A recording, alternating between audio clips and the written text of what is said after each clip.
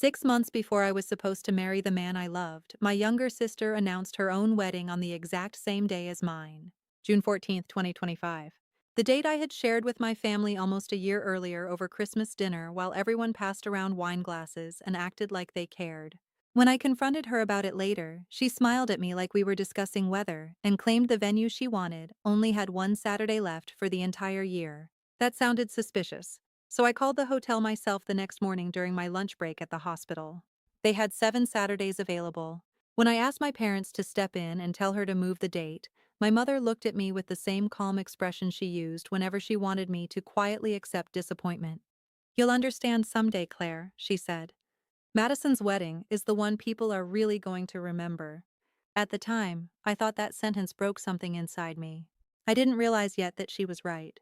People absolutely did remember that day. Just not for the reasons any of them expected. 10 minutes before my ceremony started, my parents came rushing into my venue wearing black tie clothes meant for Madison's luxury reception downtown. They arrived late, stressed, and completely unprepared for what they were about to walk into, because they honestly believed my wedding was going to be some tiny, embarrassing event hidden in a cheap chapel or hospital conference room. Then they stepped through the doors. My father stopped walking first.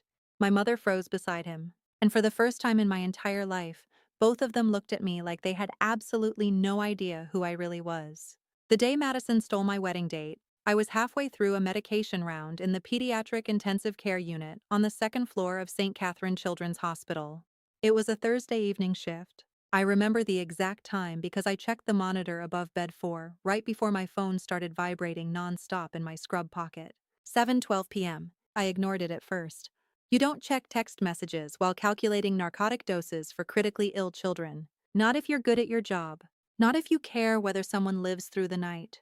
But the buzzing kept going. Again, again, again. Family group chat. The one that stayed silent for weeks until Madison suddenly had news she wanted everyone to celebrate. I finished charting the medication, signed off the dosage, washed my hands, and stepped into the supply room. 53 unread messages. I opened the thread. Engagement photos flooded the screen. Madison standing under string lights beside her fiancé, Ethan Mercer, her left hand stretched toward the camera so the diamond could catch the light properly. There were heart emojis from my mother, champagne gifts from cousins, comments about how stunning she looked, how perfect they were together. Then I saw the line beneath the photos. Save the date, June 14th, 2025. My stomach dropped so hard it physically hurt. I read it once, then again, then a third time because my brain refused to process what my eyes were seeing. June 14th. My date. The date I had already booked 9 months earlier. The date everyone in that chat had heard me announce at Christmas. The date attached to the non-refundable deposit I paid myself after months of overtime shifts. Claire? I looked up. Tiana, another PCU nurse, stood in the doorway holding a clipboard. "You okay?" "Yeah," I lied automatically. My voice sounded strange, hollow, far away. "Just family drama." She studied my face for another second before nodding slowly. "You want me to double-check your med calculations before you head back out there?" I looked down at my hands. They were shaking. "Please." That morning after my shift ended, I sat in my car outside our apartment building for almost 15 minutes without moving. The sun had started rising over downtown Milwaukee, pale orange light reflecting off the windshield while exhausted commuters filled the streets around me. I kept replaying Christmas dinner in my head. The moment I announced my wedding date, the way Madison's smile tightened for half a second before she recovered. At first I tried convincing myself maybe it really had been an accident. Maybe she forgot. Maybe she didn't remember hearing the date. But deep down I already knew the truth because I'd seen that expression before. I saw it when I got accepted into nursing school and she didn't get into her first choice university. I saw it when I bought my own car while she still needed our father to co-sign loans. I saw it when I met Luke and she realized her own relationship timeline suddenly felt behind mine. Madison never forgot things she wanted. She took them. I finally got out of the car and walked upstairs to the apartment Luke and I shared in Bayview. Small place, one bedroom, cheap cabinets, laundry machines in the basement that only worked half the time. Rent took a painful chunk out of both our paychecks every month, but it was ours. Luke was asleep on the couch when I walked in, still wearing a department t-shirt from Station 14. One arm hung over the side cushion. The television was still on mute. He'd worked a 48-hour firehouse rotation and must have passed out waiting for me to come home. I sat beside him and touched his shoulder gently. His eyes opened immediately. Years as a firefighter trained him to wake up fast. What happened? My sister booked her wedding on our date. He blinked once, then sat all the way up. What? June 14th. Our June 14th? I nodded. She announced it tonight. For a second, he just stared at me. Then his jaw tightened. That's not an accident. No, I said quietly. It's not. Luke rubbed a hand over his face. What are you gonna do? I looked at him sitting there exhausted after 2 straight days pulling people out of wrecks and apartment fires. This man had spent 13 years running toward emergencies while everybody else ran away from them. He never once made me feel too emotional, too loud, too ambitious, or too tired. He loved me exactly as I was. And suddenly I realized I was done shrinking myself for people who never noticed the sacrifice anyway. I'm keeping my date, I said. Good. I'm getting married exactly where we planned. Luke reached over and took my hand. Then let's make sure nobody forgets it. I should probably explain something about my family before I go any further, because none of what happened that summer makes sense unless you understand how things always worked in our house. Madison was the center of everything. Not because she was kinder, not because she worked harder, and definitely not because she cared more about people. She was the favorite because she looked successful in ways my parents understood. She made good money. She wore designer clothes. She posted polished photos online that made strangers jealous. Everything about her life looked expensive and impressive from the outside. That mattered to my parents more than almost anything else. Madison worked in pharmaceutical sales. Cancer treatment medications mostly. She made around $200,000 a year after commissions and bonuses. She drove a white Range Rover with cream leather seats and lived in a luxury condo downtown with floor-to-ceiling windows overlooking the river. Her social media following was massive. Hundreds of thousands of followers. Perfect makeup, vacation photos, rooftop restaurants, champagne brunches, designer handbags. Every post carefully curated like her entire existence was one long advertisement for success. I made $72,000 a year as a pediatric ICU nurse. I drove a paid-off gray Honda Civic. My apartment had water stains near the bathroom vent. My Instagram account had maybe 400 followers, most of them co-workers and people I went to high school with. I posted maybe twice a year. One of us looked impressive online. The other one kept children alive at 3 in the morning. Guess which daughter my parents bragged about at parties? Family dinners always revolved around Madison somehow.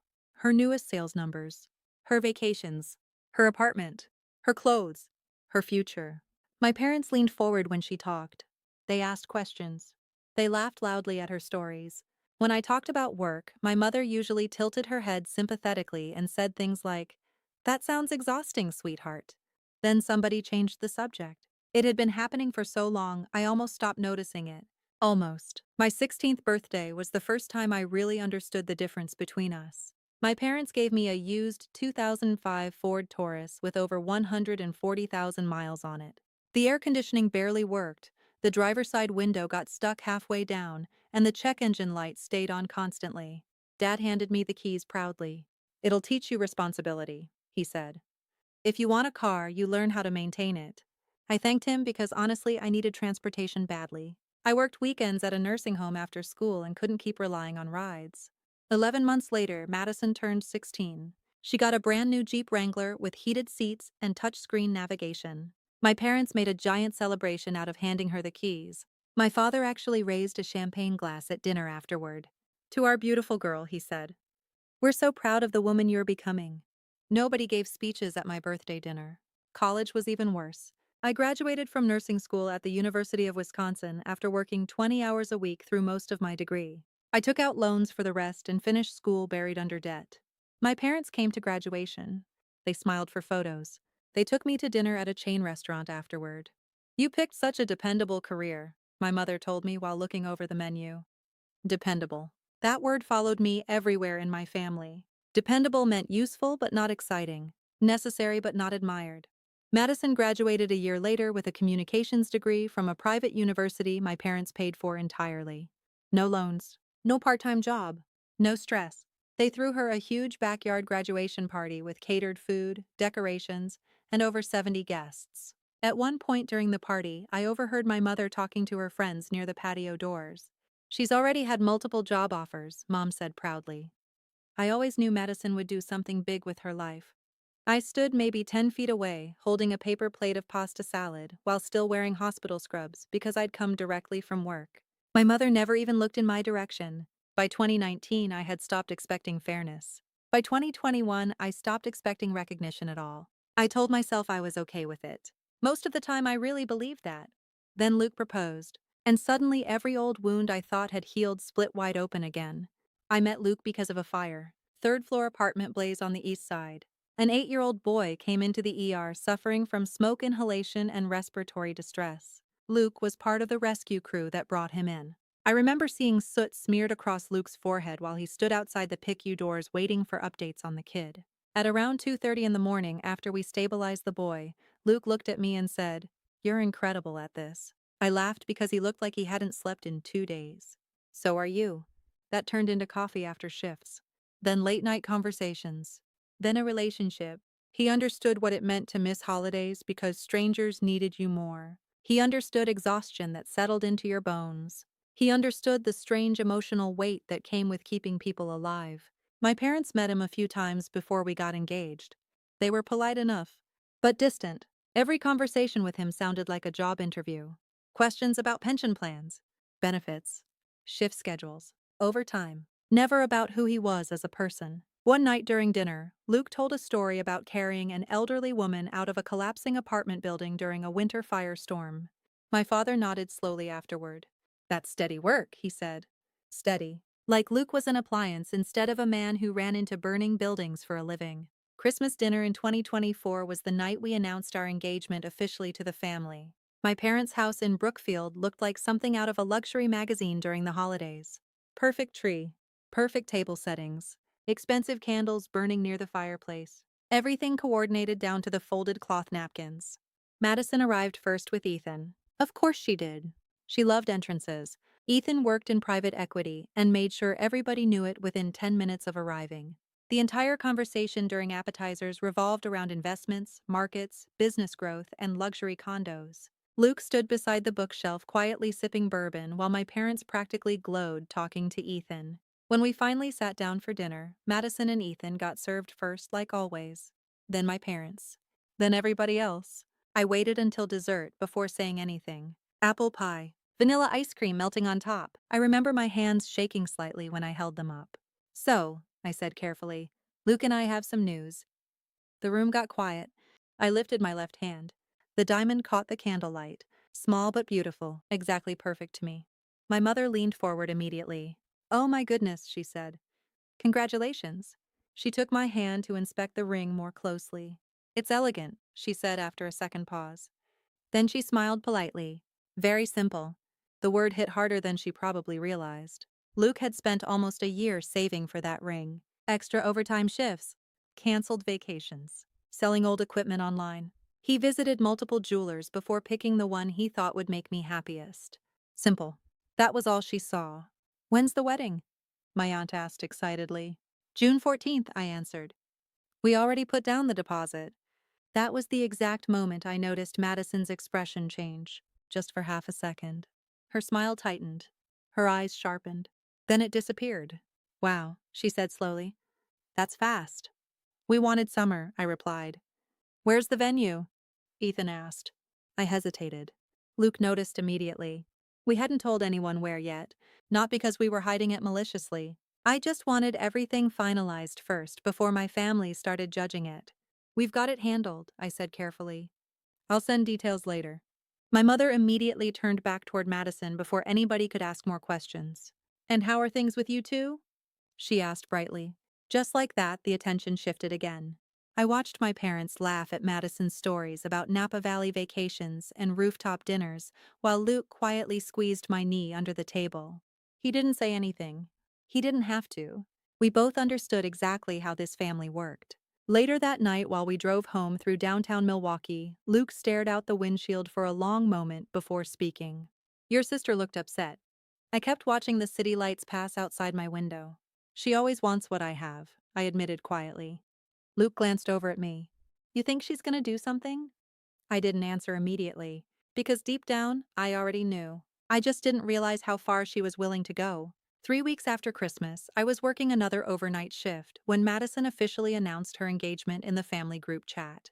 The timing alone told me everything. She and Ethan had only been dating a little over a year. Before I announced my wedding, there had been no talk of rings, no venue tours, no planning. Madison always claimed she wanted to take things slow. Then suddenly, barely a month after my engagement announcement, she had a diamond the size of a small planet and a luxury wedding planned for the exact same day as mine. I was stocking supply carts around 2 in the morning when my phone started exploding with notifications again. Family chat. 40 plus messages. I already knew before I opened it. Sure enough, there were photos everywhere. Madison kissing Ethan under chandelier lighting. Close-ups of the ring. Videos of champagne. My mother using enough heart emojis to power a small city. Then came the line that made my blood run cold. Wedding date, June 14th, 2025. I stared at the screen so long one of the respiratory therapists asked if I was okay. I typed slowly, Madison, that's my wedding date. 3 dots appeared instantly. Disappeared. Appeared again. Then finally, oh, I thought yours was still tentative. I actually laughed out loud in the empty hallway because the lie was so ridiculous. Tentative? I had announced the date publicly in front of the entire family while explaining we already paid a deposit. I typed back immediately. I booked my venue in September. You were literally sitting across from me at dinner when I announced it. A minute passed. Then another. Finally, well, the Grand Crescent only had that Saturday available. We had to move fast. I left the nurse's station before answering because I could feel anger building so hard in my chest I couldn't think clearly anymore. I found an empty patient room and called her directly. She answered on the 4th ring, sounding almost amused.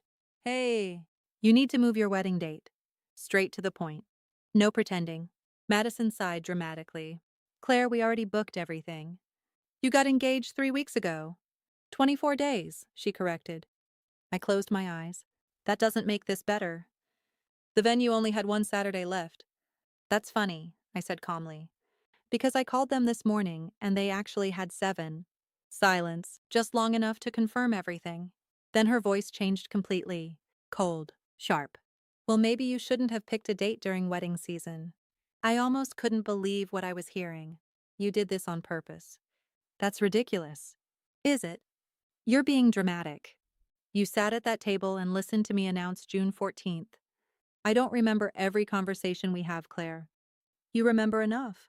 Another silence. Then she laughed softly. Honestly, that laugh hurt worse than the stealing. We already paid almost 20 grand, she said. What do you expect me to do?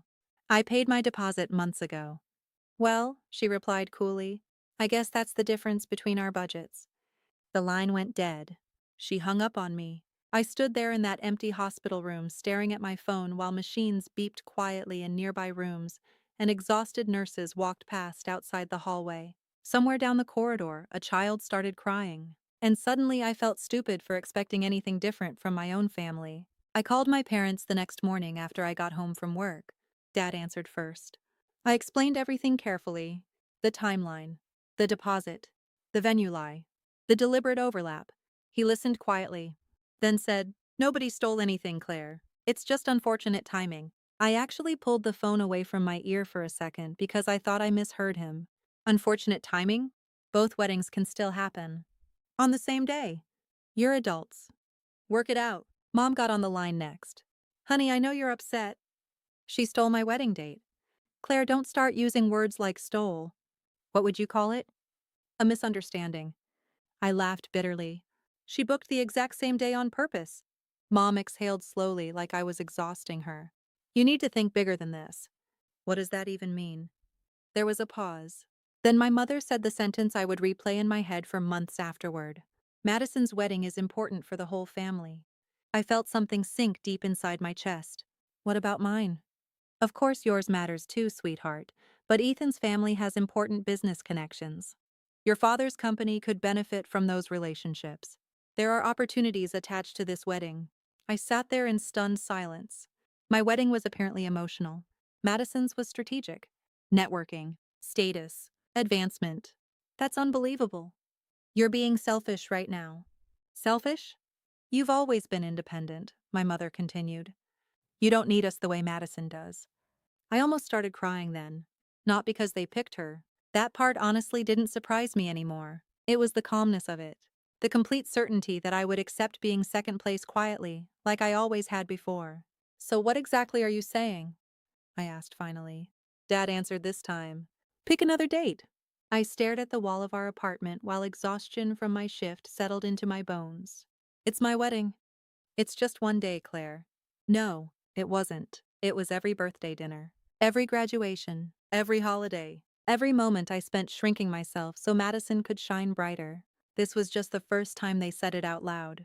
I hung up without saying goodbye. Luke found me sitting on the kitchen floor about an hour later, still wearing scrubs.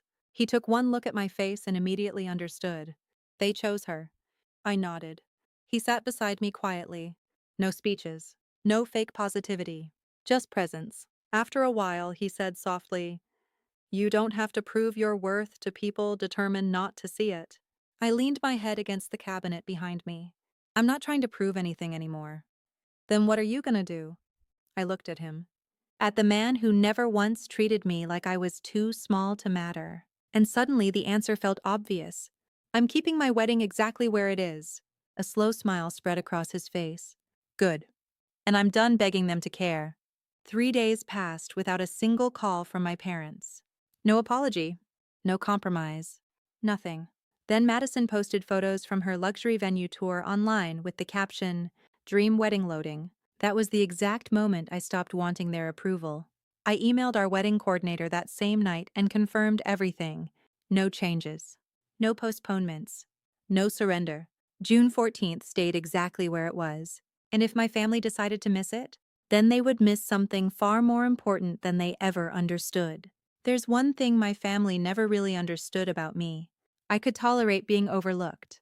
I could survive being underestimated. What I couldn't survive forever was being invisible. That realization hit me hardest during Thanksgiving in 2023.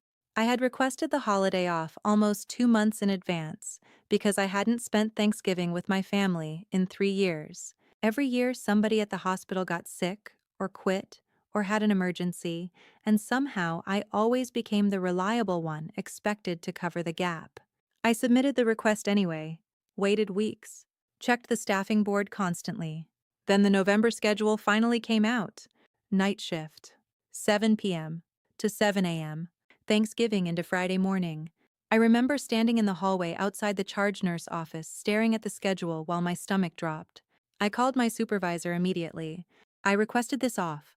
"I know," she said apologetically, "but 2 nurses called out, and the newer staff can't handle critical pediatric trauma cases alone yet. So I lose another holiday." "Claire," she said quietly, "I need someone I trust."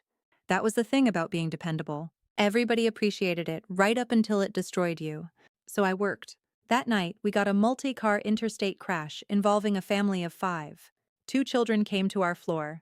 7-year-old boy with head trauma, 4-year-old girl with internal bleeding. The parents were standing in the hallway covered in blood when the ambulance doors opened. The father kept repeating the same sentence over and over like his brain couldn't move past it. "We were just driving to dinner." I spent 12 hours fighting to keep those children stable. The little girl came back from surgery around 2 in the morning, hooked to drains, monitors, oxygen support, and enough medication to fill an entire tray cart. At around 11 that night, while adjusting a ventilator setting, my phone buzzed. Family group text. Photos from Thanksgiving dinner. Everyone smiling around the table. Candles. Turkey. Wine glasses. Madison sitting between my parents wearing some expensive cream-colored sweater dress, while my mother captioned the photo, "Missing Claire tonight, but we know work always comes first for her." The message sounded supportive on the surface, but I knew my family. The real meaning underneath was obvious. Claire chooses work. Madison chooses family.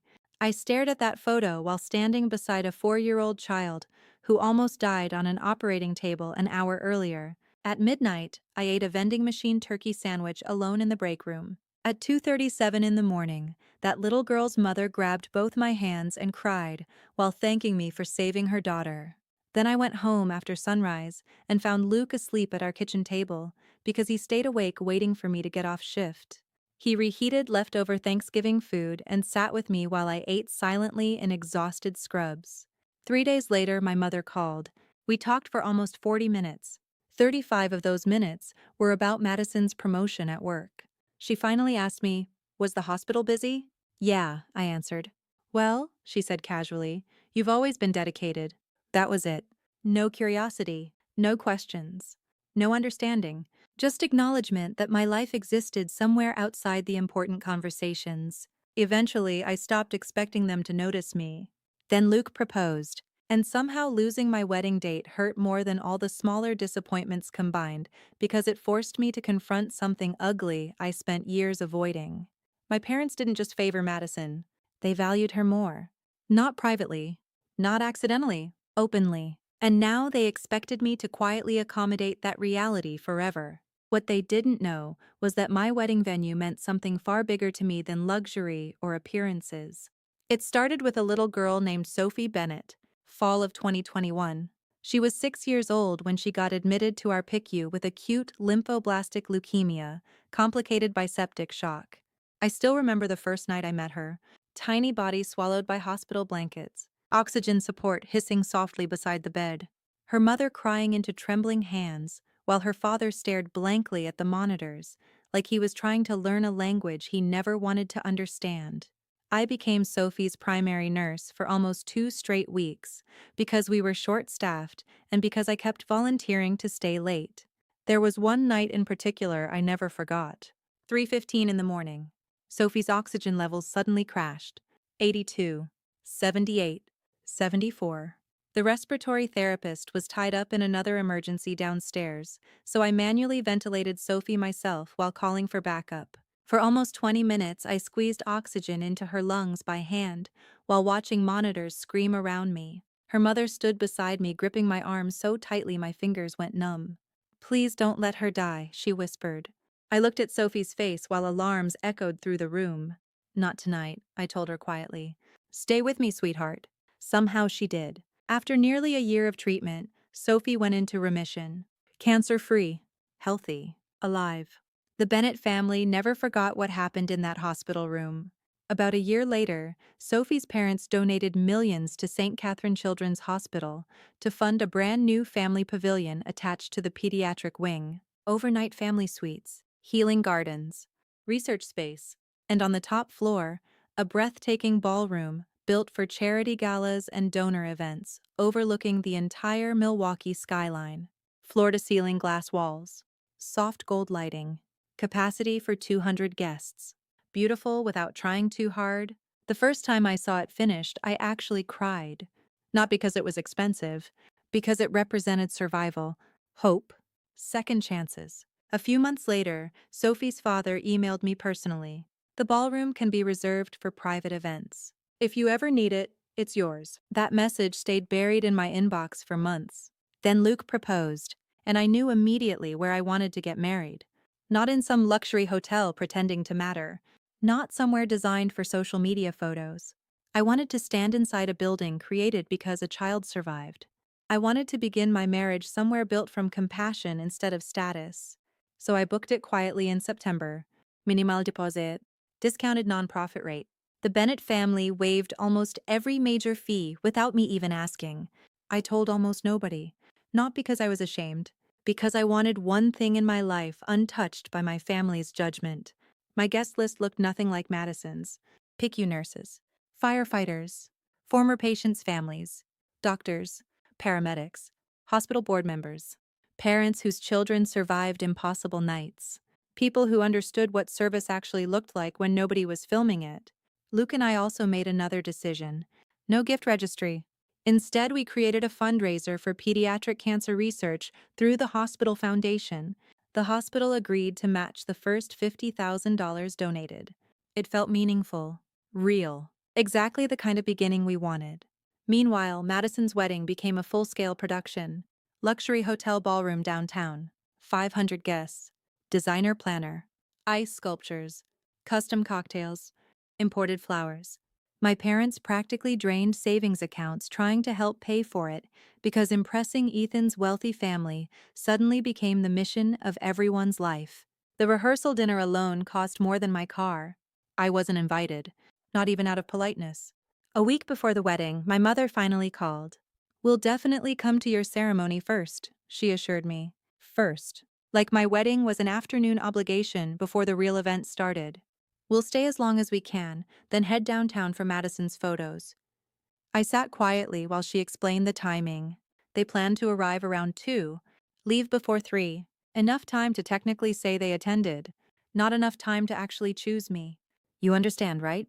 She asked. And somehow that hurt more than if she'd just been cruel outright. Because she genuinely expected gratitude for the scraps. I understand, I said calmly. You've always been the reasonable one, she replied with relief. After we hung up, Luke looked over from the couch. They still don't get it, do they? No, I admitted quietly. Then for the first time in my life, I smiled instead of crying. But they will. June 14th, 2025 started quietly. No chaos, no screaming bridesmaids, no luxury hotel staff rushing through hallways with clipboards and champagne trays. I woke up at 6:30 that morning in a complimentary suite 2 blocks away from the pavilion. The hospital foundation arranged it for us as a wedding gift. Soft gray curtains framed the sunrise over Lake Michigan, and for the first time in months, I felt calm. Actually calm. Luke stayed overnight at Station 14 with the guys from his crew because he loved traditions, even if neither of us was especially formal about weddings. My bridesmaids arrived around 7, carrying coffee, breakfast sandwiches, and enough hairspray to suffocate a small animal. 4 of them were PICU nurses: Tiana, Rachel, Emily, Dana. The 5th was Luke's younger sister, Harper. No drama. No competing personalities. Just women who genuinely loved me. At one point, while we sat around the suite eating breakfast in pajamas, Tiana glanced over carefully. You nervous? A little. About the wedding? I laughed quietly. No. Everyone understood what I actually meant. My family, the uncertainty of whether they'd show up at all, the tension hanging over the entire day like approaching weather. Rachel looked up from pouring coffee. Do you think they're really coming? I think they'll stop by. Stop by, Harper repeated flatly. Like this is a dentist appointment. I smiled weakly. That's pretty much the plan. Nobody knew what to say after that. Around 8, the hair and makeup team arrived. One of the artists refused payment entirely because years earlier, I helped care for her son after a traumatic brain injury. That kept happening throughout the entire wedding process. People remembered. Families remembered. Children remembered. Meanwhile, my own parents barely seemed to know who I was outside of being the dependable daughter. By 11, I was dressed. The gown was ivory silk with delicate cap sleeves and a long flowing train that moved beautifully when I walked. Elegant without being flashy. Expensive enough that my mother would have approved if she'd bothered asking about it, but simple enough that she probably assumed it cost a few $100s. I stood in front of the mirror while Harper fastened the last button carefully. Luke would love it. That mattered more than anything. At 11:15, Sophie Bennett arrived with her parents. She was 8 years old now, healthy, cancer-free, alive. She wore a white flower girl dress with a pale gold ribbon around the waist and practically launched herself into my arms the second she saw me. You look like a princess, she whispered. I crouched carefully to her level. You look like a superhero. Her mother immediately started crying. Again, honestly, half the people at my wedding cried at least once that day. By 12:30, guests had already started arriving at the pavilion. Lauren, our coordinator, texted me updates every 15 minutes. Everything looks perfect. Guests are filling in early. The ballroom is stunning. Deep breaths. At around 1 o'clock, another message came through. You should look outside. I walked carefully toward the suite window and froze. The street below the pavilion was lined with fire trucks, ladder trucks, engines, department SUVs. Nearly 30 firefighters in full-dress uniforms stood gathered near the entrance, laughing together while guests arrived. Luke's entire station showed up. Then I noticed something else parked farther down the curb. A local news van. Apparently, the hospital foundation invited media coverage because ours was the first wedding ever held inside the new pavilion ballroom. A firefighter marrying a PICU nurse while raising money for pediatric cancer research apparently made excellent human interest television. I laughed softly to myself. Meanwhile, my parents probably still pictured me getting married inside some depressing chapel with folding chairs. Good. Let them. By 1:30, the ballroom was nearly full. Doctors, hospital executives, fire department leadership, former patient families, city officials, nurses from every floor of the hospital, parents carrying children I once cared for years earlier, 168 guests seated, 12 empty chairs remaining, including my parents. At 1:42, my phone buzzed. Mom, traffic is awful. Running late. Be there by 2:10 hopefully. Translation? They spent too long getting ready for Madison's black tie ceremony downtown. I stared at the text for several seconds before locking my phone without answering. At 1:55, Lauren called quietly. They just pulled up. I moved toward the window again. My father's black Cadillac rolled to a stop outside the pavilion entrance while valets rushed forward. Both my parents stepped out dressed for Madison's wedding, not mine. Mom wore a floor-length navy evening gown with diamonds at her ears. Dad was already in his tuxedo. They expected to attend my ceremony quickly before rushing toward the real wedding afterward. Then they looked up at the building. I watched confusion spread across my mother's face immediately. The pavilion entrance glowed with soft gold lighting. Professional floral installations framed the doorway. Firefighters in dress uniforms stood outside forming an honor guard with polished axes raised overhead. Guests in formal attire filled the lobby, and near the front entrance stood a television camera crew adjusting equipment. My father visibly slowed down. Then both of them walked inside. Later, Lauren told me exactly what happened next.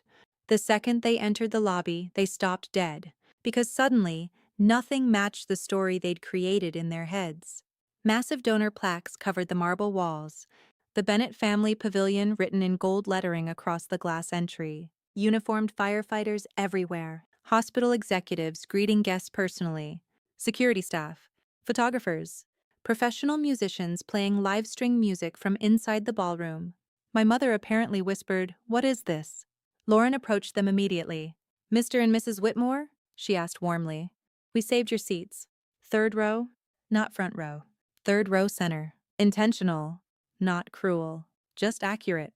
They sat down silently while the ceremony had already begun, and then they finally saw the room itself. Floor-to-ceiling windows overlooking the skyline, white floral arrangements glowing under chandelier lighting, candles flickering everywhere, rows filled with people they absolutely recognized. The fire chief, hospital leadership, local officials, prominent donors, people my father spent years unsuccessfully trying to network with at business events. And there, printed directly on the ceremony program resting in my mother's shaking hands, "In celebration of Claire Whitmore and Lucas Hale, all proceeds benefiting pediatric cancer research." My father apparently went pale immediately, because suddenly he understood something horrifying. This wasn't a small embarrassing ceremony hidden behind Madison's glamorous wedding. This was an event full of people whose respect couldn't be purchased with status or money. And they almost skipped it. At exactly 2:14, the music changed. Pachelbel's canon echoed softly through the ballroom while every guest stood. The bridesmaids walked first one by one. Then Sophie appeared scattering flower petals carefully down the aisle. People started crying immediately.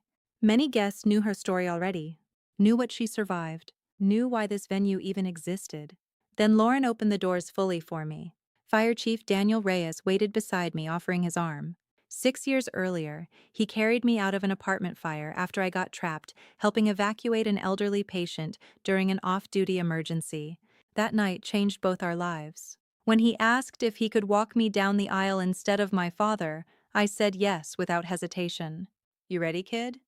he asked softly. I smiled. More than ever. Then we walked forward, and halfway down the aisle, I finally looked directly at my parents. My mother's eyes were wide with shock. My father looked devastated. Not emotional, not proud. Devastated, because for the first time in their lives, they were seeing me through the eyes of everyone else in that room. And suddenly they realized how badly they misjudged me. Luke was waiting for me at the altar, wearing his formal dress blues, and the second our eyes met, every ounce of tension I'd carried for 6 months disappeared. That was the thing about him. No matter how chaotic life became, he made the world feel steady. The ballroom lights reflected softly against the glass walls behind him, while the skyline shimmered beyond the windows.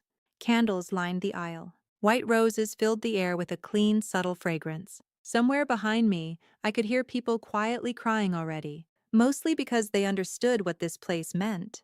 Not just to me, to all of us. Chief Reyes squeezed my arm gently before placing my hand into Luke's. Luke smiled the second he touched me. "You look unbelievable," he whispered. "So do you." His voice shook slightly when he answered. "Good. I was hoping it wasn't just me." Soft laughter rippled through the crowd. Then Father Bennett, the fire department chaplain, stepped forward and began the ceremony. "We gather today," he said warmly, "inside a place built from compassion, resilience, and survival." His voice carried beautifully through the ballroom. He spoke about service, about sacrifice, about what it means to dedicate your life to protecting others. Then he explained the history of the pavilion itself, the Bennett family, Sophie's recovery, the donation that built the space, the nurse who stood beside a little girl during the worst nights of her life. I still didn't look back at my parents. I didn't need to. I could feel the realization settling over them heavier with every word. At some point, my mother began crying quietly. At exactly 2:17, Luke read his vows first. He unfolded the paper carefully, glanced at me once, then smiled. "Claire," he began softly, "you've seen me come home exhausted, burned out, angry, and broken after the worst shifts of my life, and not once did you ask me to become someone easier to love." The room fell completely silent. "You understand what this job costs people. You understand missed holidays and sleepless nights, and the fear that comes with loving someone who runs toward danger for a living." My eyes started stinging immediately. "You've held my hand through every difficult call, every loss, every victory, every moment I questioned myself. You never made me feel like I had to earn your love." His voice cracked slightly. "You are the safest place I've ever known, and I promise for the rest of my life, no matter what happens, you'll never stand alone again." By then, almost everyone in the room was crying openly, including me. Then it was my turn.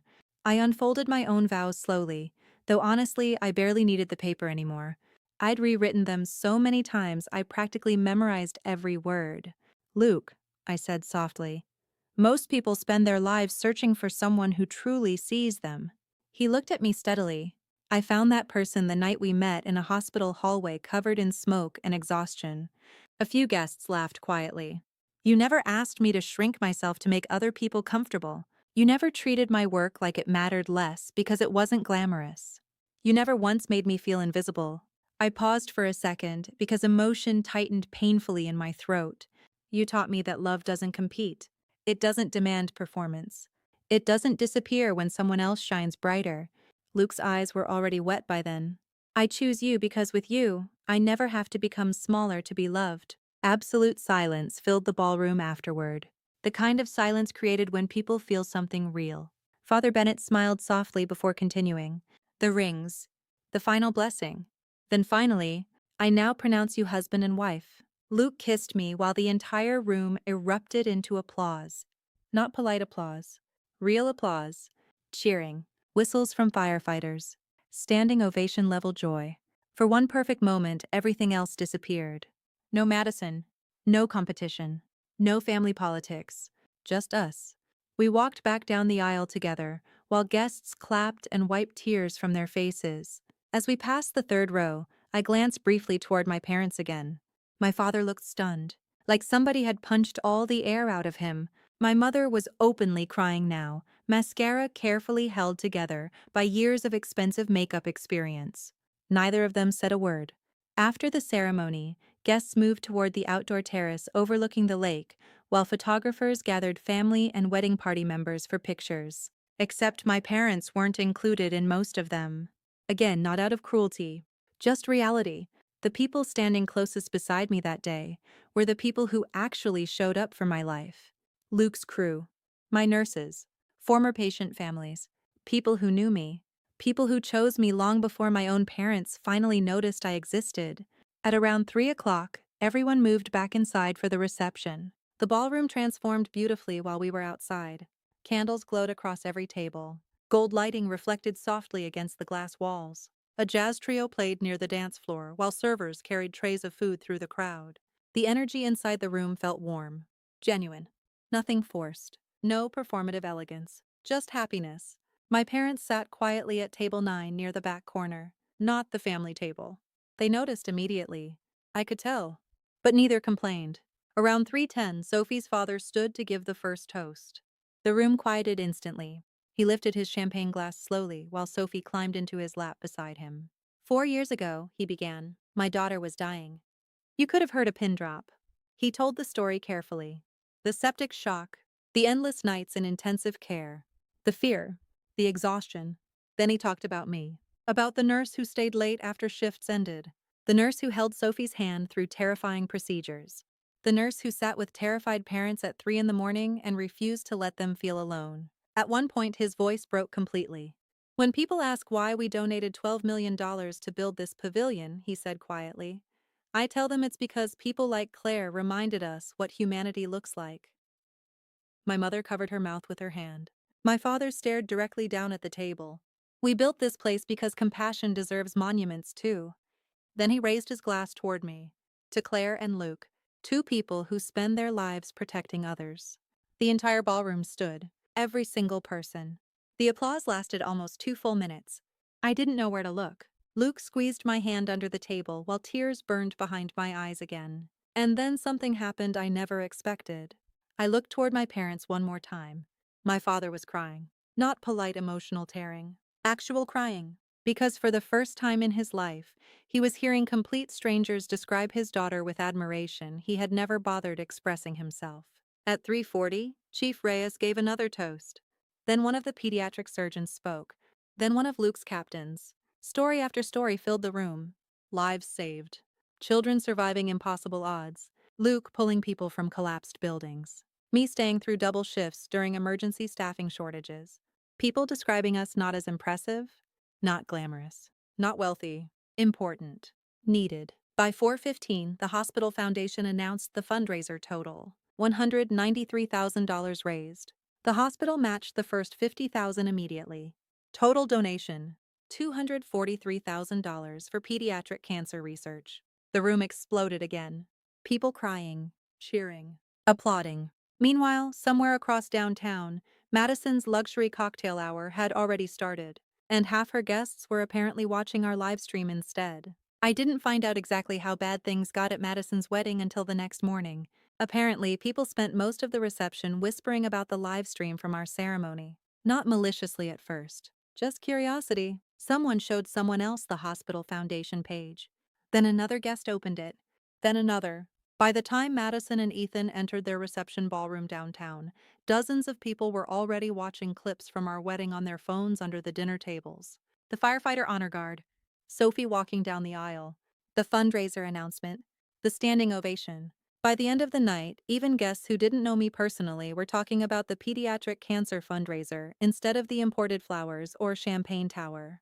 Madison absolutely lost her mind over it, but I didn't know any of that yet. At my reception, I was too busy actually being happy. Luke and I cut the cake around 4:45, while his crew yelled inappropriate comments from the back of the ballroom, and my nurses laughed so hard they almost cried again. Then came our first dance. Simple, slow, no choreographed nonsense. Just us swaying under warm lights while people quietly watched. Halfway through the song, Luke leaned closer and whispered, Your parents are still here. I looked over his shoulder. He was right. My parents sat frozen at table 9 like they didn't know how to leave anymore. The timeline they planned so carefully had completely fallen apart.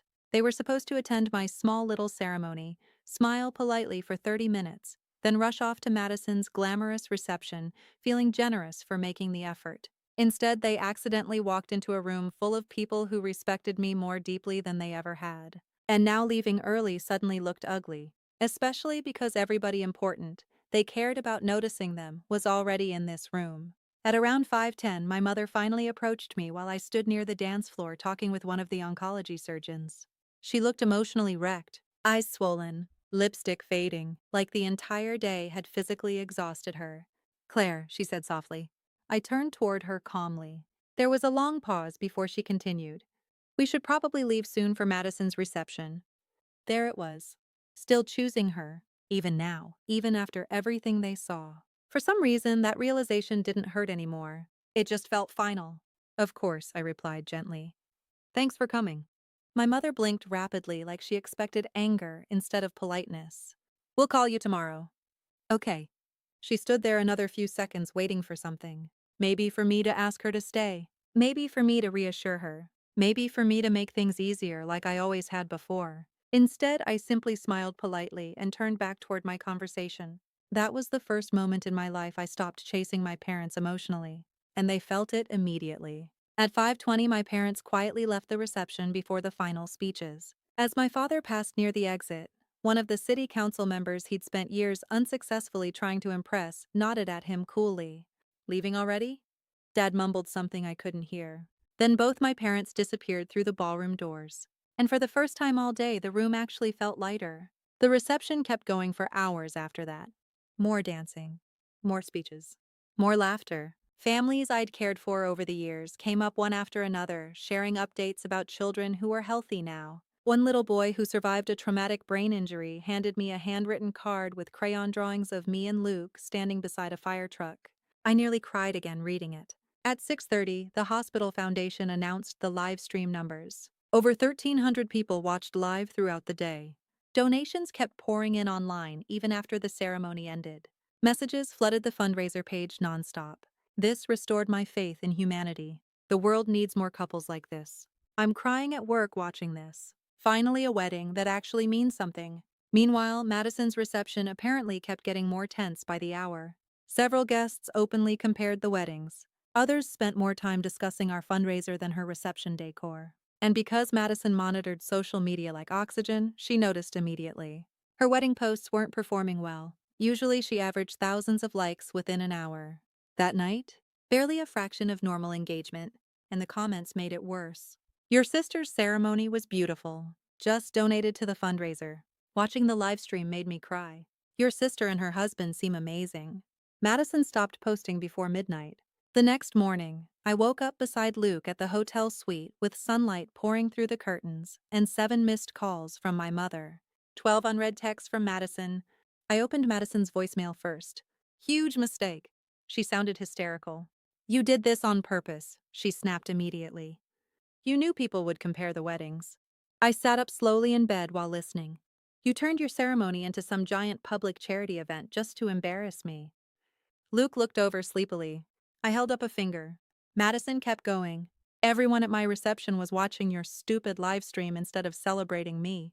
Do you have any idea how humiliating that was? I almost laughed. Humiliating. Not meaningful. Not inspiring. Not generous. Humiliating because attention shifted away from her for one evening. You ruined my wedding, she continued angrily. Honestly, Claire, I don't think I'll ever forgive you for this. Then she hung up.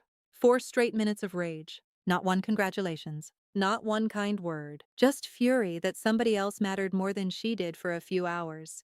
I deleted the voicemail without responding. My mother's texts were completely different. Claire, please call me. We need to talk. We didn't know. Honey, please. Your father feels terrible. That sentence hit me strangely. We didn't know. But that was the problem exactly. They never knew because they never bothered learning. Luke watched quietly while I locked my phone again. You okay? I leaned back against the headboard slowly, and for the first time in years I realized I actually was. Yeah, I answered honestly. I think I finally am. We ignored our phones the rest of the day, went to breakfast near the lake, walked along the waterfront holding hands, talked about honeymoon plans and apartments and normal things. For once, my life didn't revolve around trying to earn love from people determined to withhold it. 2 weeks later, I agreed to meet my parents for coffee. Neutral territory, a small cafe in Shorewood. Luke came with me but sat at another table nearby to give us space. My parents looked exhausted when they walked in. Not physically tired, emotionally wrecked. Mom hugged herself tightly before sitting down. Dad wouldn't meet my eyes at first. The silence stretched painfully. Finally, my mother spoke. We didn't understand. I looked at her calmly. You never asked. She flinched. Dad leaned forward slowly. You made us look terrible. I stared at him in disbelief. That's your opening sentence? His expression cracked slightly. That's not what I meant. No, I replied quietly. It's exactly what you meant. Silence again. Heavy this time. Then I leaned back in my chair and finally said the thing I'd swallowed for years. You chose Madison over me long before the weddings. Neither of them denied it. That hurt worst of all. My mother started crying quietly. We thought you didn't need us. I almost laughed at how absurd that sounded. I needed you my entire life. She covered her mouth. You were always so independent. No, I said softly. I just learned very young that asking didn't help. Dad finally looked at me directly then, real shame in his face now. Not embarrassment, not damaged pride, actual shame. And honestly, that was the moment I knew something had finally changed. Dad rubbed both hands across his face slowly before speaking again. We thought we were helping Madison because she needed more support. I stared at him across the cafe table. She had every advantage. That's not how we saw it. Then how did you see it? Neither of them answered immediately. Outside the coffee shop window, traffic moved slowly through the intersection while people walked past carrying grocery bags and iced drinks, like the world hadn't shifted permanently 2 weeks earlier. Finally, my mother whispered, "You were easier." That hit harder than every other excuse combined. Not because it was cruel, because it was honest. I leaned back slightly. What does that even mean? Mom wiped beneath her eyes carefully before her mascara smudged. You handled things on your own. You never demanded attention. You never caused scenes. Her voice trembled. Madison always needed reassurance, validation, support. And eventually you forgot I needed anything too. More silence. Dad nodded once. Yes. No defensiveness. No arguing. Just truth. And honestly, that almost broke me more than if they'd fought back. Because suddenly I realized they actually understood now. For the first time in my life, they saw the damage clearly. Mom looked down at her coffee cup. When we walked into that ballroom, she said quietly, I felt sick. I didn't respond. We had no idea how respected you are. There it was again, respected. As if my worth finally became visible because powerful people stood in the same room. I noticed Luke glance toward us from across the cafe immediately. He knew that expression on my face. The disappointment. The exhaustion. You still don't fully get it, I said softly. Mom looked confused. It wasn't the ballroom. Dad frowned slightly. It wasn't the fundraiser? No. Then what? I took a slow breath. The problem isn't that strangers respected me.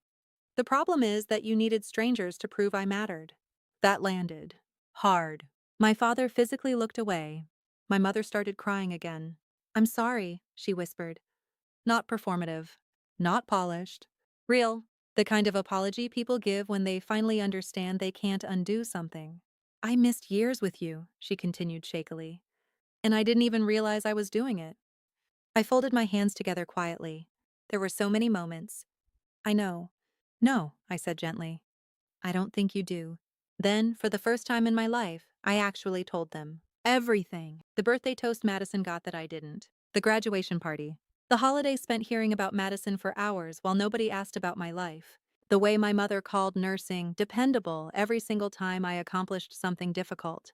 The way my father talked about Luke like he was just a paycheck instead of a man who saved lives. The constant assumption that because I handled pain quietly, I wasn't hurting. My mother cried through most of it. Dad stayed silent. But he listened.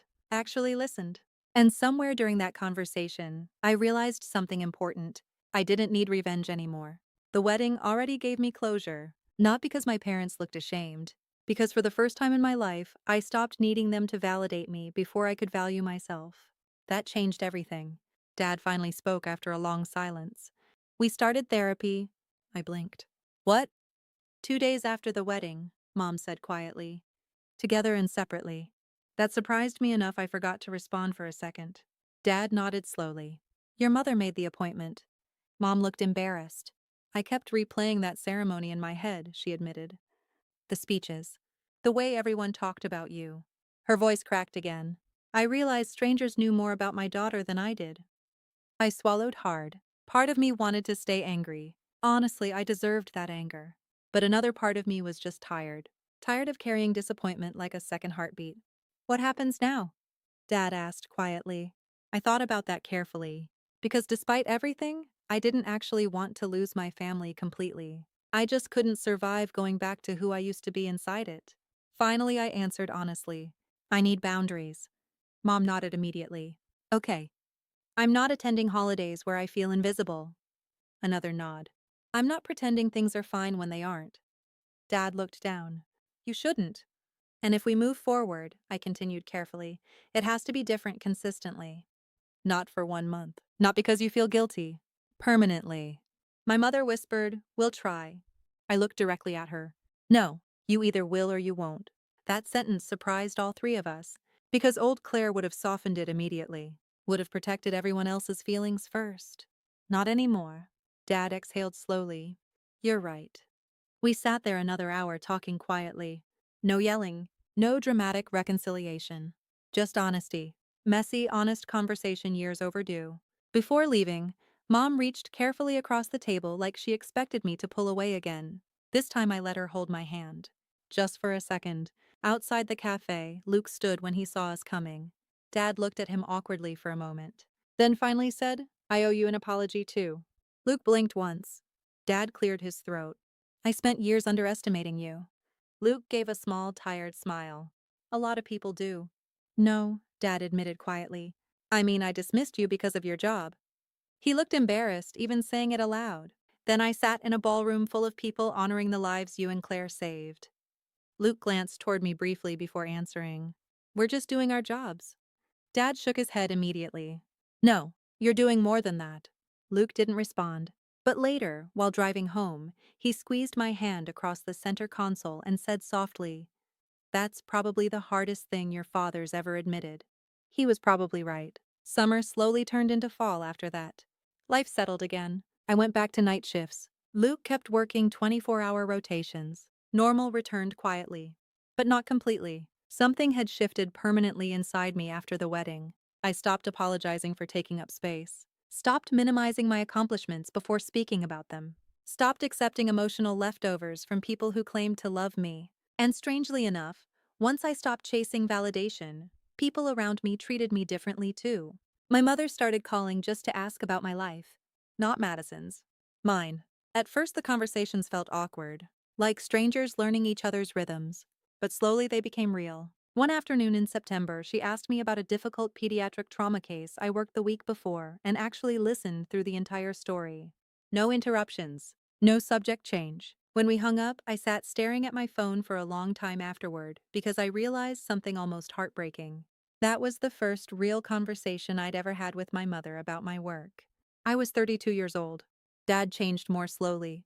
But he changed. One Saturday morning, he showed up unexpectedly at Station 14 carrying coffee and donuts for Luke's entire crew. Luke called me afterward sounding stunned. "I think your dad just apologized to 6 firefighters individually." I laughed so hard I almost cried. Madison, meanwhile, never contacted me again after the voicemail. Not once. At first, my parents tried pushing reconciliation gently. I refused. Not angrily, just firmly. Some relationships survive distance, others reveal themselves through it. And honestly, I stopped mourning the version of Madison I wished existed years earlier. The truth was simple. She didn't hate me because I ruined her wedding. She hated me because for one single day, people saw me clearly. And they chose to pay attention. That was never something she knew how to survive. 3 months after the wedding, Sophie Bennett came back to the hospital for a routine follow-up appointment. Healthy, energetic, completely cancer-free. She spotted me near the nurse's station and ran straight into my arms. "Are you still married?" she asked very seriously. I laughed. "Yep, still married." "Good," she said confidently. "You should keep him." Her father smiled beside us. "The pavilion hosted another wedding last weekend," he mentioned casually. 2 former cancer patients met during treatment. I smiled immediately. The idea hit me unexpectedly hard. More couples. More beginnings. More life growing out of survival. The ripple effect continuing. That night, during my break, I sat alone in the staff lounge drinking terrible hospital coffee while watching rain hit the windows outside. And for the first time in years, I felt peaceful. Not because everything became perfect. It didn't. Families stay complicated. Healing stays messy.